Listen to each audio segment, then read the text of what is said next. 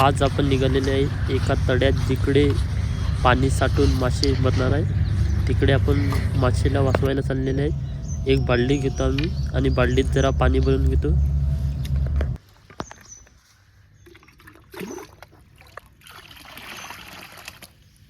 हे आपण बघू शकता तडे किती पाणी सुकलेले आहे। हे तडे जेव्हा पावसाळा होता तेव्हा पूर्ण भरलेले होते। आता हे तडे पाणी सुकून याच्यातले जे मासे आहे ते असेच मरून जाणार।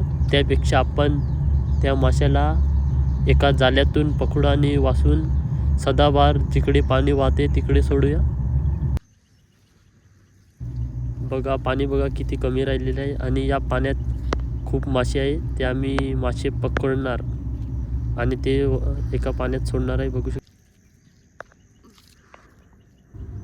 चला तर आपण आता मासे पकडायला पाण्यात उतरणार आहे।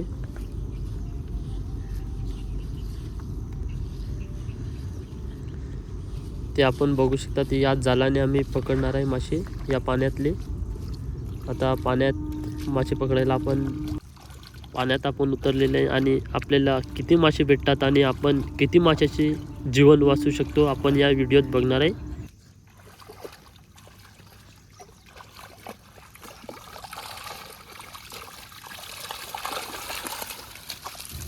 आपण बघू शकतात की आपल्याला या जाळ्यात किती मासे भेटलेले बघू शकतात। आता ते आम्ही जे बाल्डीत पाणी घेतलेले त्या बाल्डीत ते मासे ठेवणार, तेवढ्यात ते जिवंत राहू शकतात।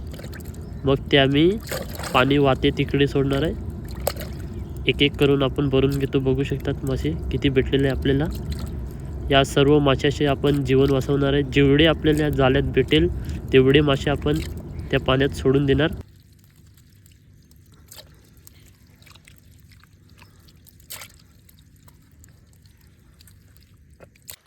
आता आपण पुन्हा एकदा त्या पाण्यात बघतो किती भेटेल आपल्याला। पुन्हा एकदा आपण त्या पाण्यात उतरलेलं आहे आणि बघतो दुसऱ्या फेरीला किती लागते आपल्याला।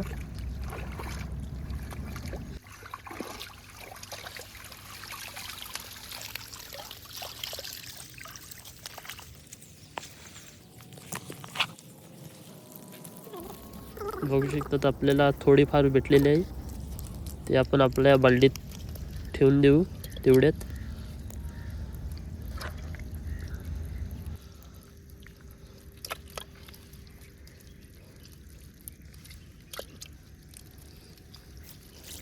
आपण तिसऱ्यांदा पण बघतो आपल्याला किती मासे भेटेल। जेवढे भेटेल तेवढे आपल्याला बरे होणार की आपण तेवढे माशाचे आपण जीवन वाचू शकतो। हे मासे आम्ही खाण्यासाठी नाही तर माशाला जीवनदान देण्यासाठी पकडत आहे।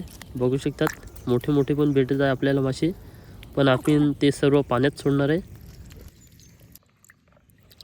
आपण खूप मासे पकडलेले आहे तर आता ते पाण्यात सोडायला आपण जाणार आहे। बघू शकतात हळूहळू करून आपण त्या पाण्यात सोडायला जातो। हे बघू शकतात मासे आता ते आपण पाण्यात सोडणार आहे। हे बघा आपण पाण्यात सोडत आहे।